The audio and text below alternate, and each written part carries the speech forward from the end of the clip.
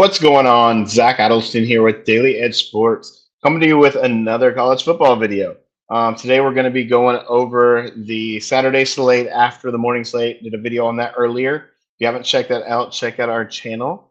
We're going to go over some price picks, props, some plays that we really like for this later slate. Anything after that early game slate. Some really good games here. Just looking at the top right here, the popular plays.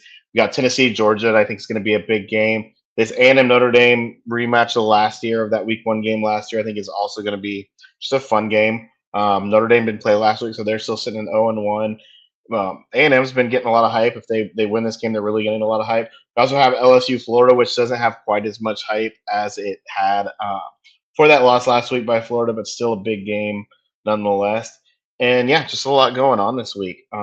Before we jump into it, if you haven't joined Daily Edge Sports yet, get in there for all your pick'em needs. Filming this right now during Thursday night football. Watching this NC State Wake Forest game on one screen. Got the Washington Green Bay up as well. We have props up tonight. We have props up for the games tomorrow, the college games tomorrow. We're gonna have stuff out all weekend long. So be sure to head over to Daily Edge Sports if you're not there. Get in now. Get in while it's hot. But yeah, let's go ahead and jump into this slate. So we're going to start with one of those big games right off the bat. A&M going to Notre Dame. Going to go over. Let's see. Let's get over to the receiving yards right here in front of me. You can see we're filming this during that NC State Wake Forest game. I'm going to go to A&M's leading receiver this year. Mario Craver's been very good for A&M. You can see the first two games of the season, over 114 yards each week. Obviously not the same caliber of team as Notre Dame is, but Notre Dame hasn't been very good against the pass this year. Obviously, they've only played one game, but in that game, according to PFF, they have the 114th graded pass defense in coverage. I don't think they're that bad, but even middle of the pack for a Notre Dame team is very unusual. We saw how good they were last year, and they're going to want to come out here. But I think Craver is going to get a ton of looks from Marcel Reed. He has 13 catches on 16 targets for the year. His ADOT isn't great. It's just over 8, but he has over 10 yards after the catch per reception this season. So he's been really getting that yak, moving down the field. He's a really quick guy.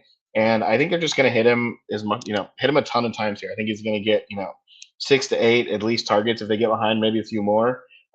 Good game script for him if they do get behind here on the road. But I think Mario Craver is just going to have a really good game here. Moving on here, one that we kind of talked earlier about how they like to take down the main line for some of these guys and then kind of put it back up as it goes. Jeremiah Franklin was sitting around 40, around 39.5. They took it off and put in this, took off the main, left the Goblins and the Demons. I think this main line will come back around 40, but I don't mind it at 29.5 either. I honestly don't mind writing this thing up a little bit if you want to make a little bit of a ladder. But Jeremiah Franklin's a tight end for Boston College. He's the second in targets on the team, also second in catches and yards. He has games of 67 and 84 yards on the season. One of those being against Michigan State. So that double overtime loss that ended up being for Boston College, but just a good solid receiver, gets looked at a lot. Going out to Stanford, who hasn't faced a really good tight end this year. They did face BYU last week. BYU's tight end is their fourth option, so not anywhere near the front, and gave up 3 catches on 3 targets for 38 yards. So that Stanford team's not great. We saw them week 0 against Hawaii. They're just not a good team. It's going to take them a few years to really turn things around, if they can turn things around. So this is another spot I'm really looking at right here. Is Jeremiah Franklin getting some love in this late night game. Boston College is going to be playing at 10:30 local time. That's when that kicks off. Going on down, another big game that I think is kind of getting overlooked this week is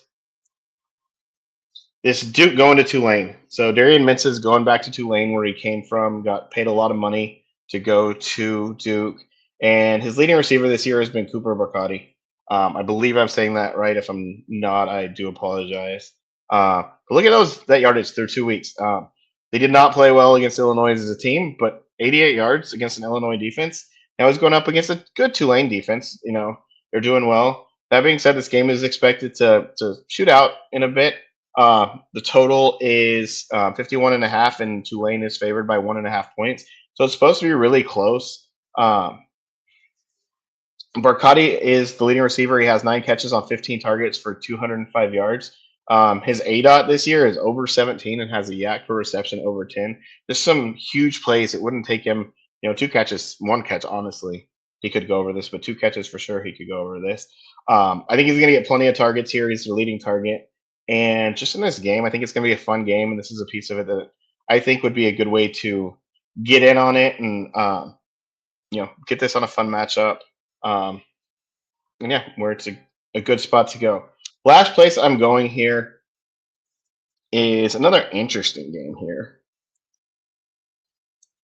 Let's do it this way. So we got Cartavius Norton, USF running back. He's their lead running back, going to Miami.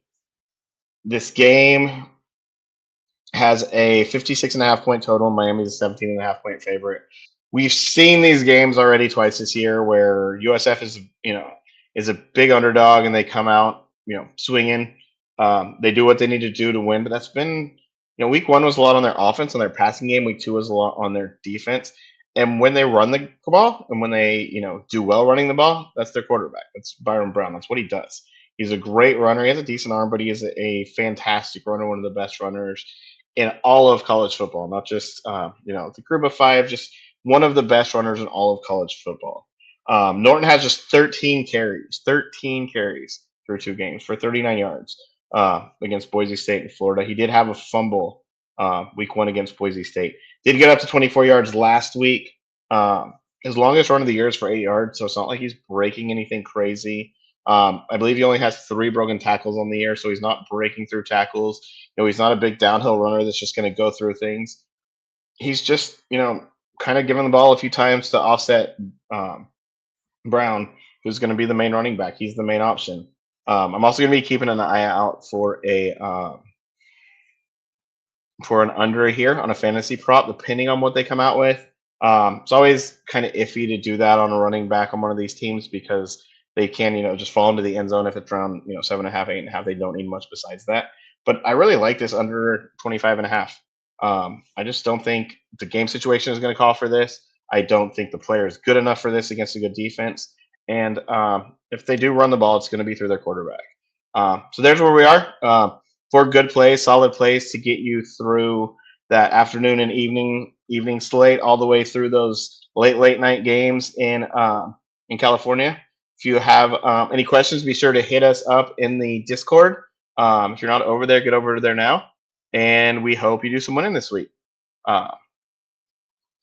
Perfect. And yeah, we'll see y'all soon.